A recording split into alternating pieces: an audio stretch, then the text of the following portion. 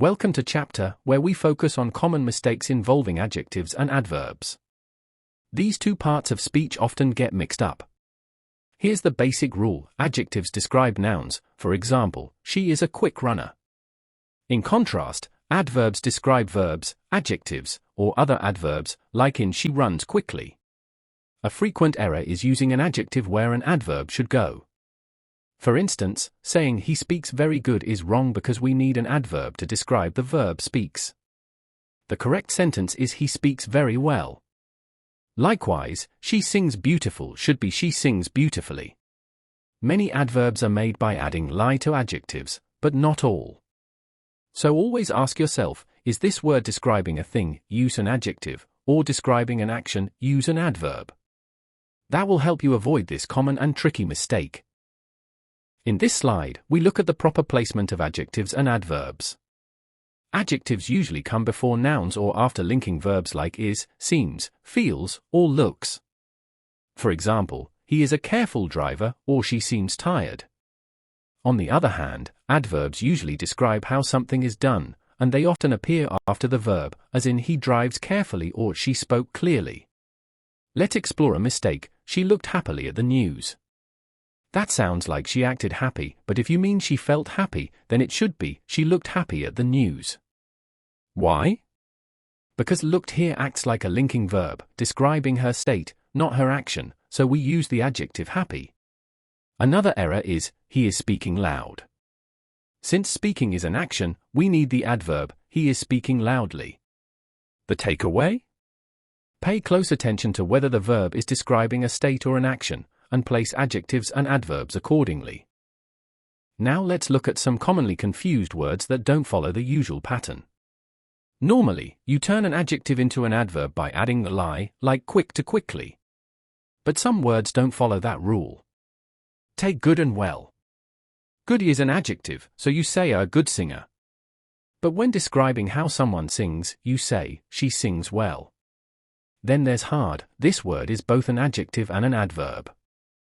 You can say he works hard and it's a hard job, both are correct. Late works the same way. But be careful with near and nearly. She is near the station refers to distance, but she nearly missed the train means almost. A mistake like she nearly the station doesn't make sense. So it's important to remember that some pairs break the normal rules and must be learned individually. These exceptions often show up in exams and everyday use. Let's review what we've learned. Adjectives describe nouns, while adverbs describe actions, qualities, or other modifiers. A common error is placing an adverb where an adjective is needed, especially after linking verbs like seem, look, feel, or taste. For example, you should say, the soup tastes delicious, not deliciously, because a taste in this case is a linking verb. Be mindful of exceptions like good and well. Good is an adjective, but we say he speaks well. Also, don't confuse hard and hardly. He works hard means he puts in effort, but he hardly works means he does almost nothing. Now try correcting these mistakes. He runs very quick should be quickly. She felt badly is wrong, since felt expresses a state, we used bad. These little details matter and mastering them will make your English clearer and more professional. Let's wrap up chapter with a quick quiz to check your understanding of adjectives and adverbs. Look at these 5 sentences and decide which form is correct. He looked sad or sadly. Since looked is a linking verb showing his emotional state, the correct form is sad. She sings beautiful or beautifully. The word is describing how she sings, so the answer is beautifully. The exam was hard or hardly.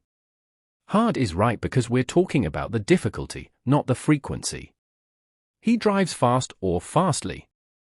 Used fast. It's one of those rare words that functions as both an adjective and an adverb. Fastly is not a real word. I feel bad or badly. Since feel is a linking verb expressing a state of being, the correct form is bad. These examples show how subtle yet important the differences can be. With enough practice, these will become second nature. Thank you.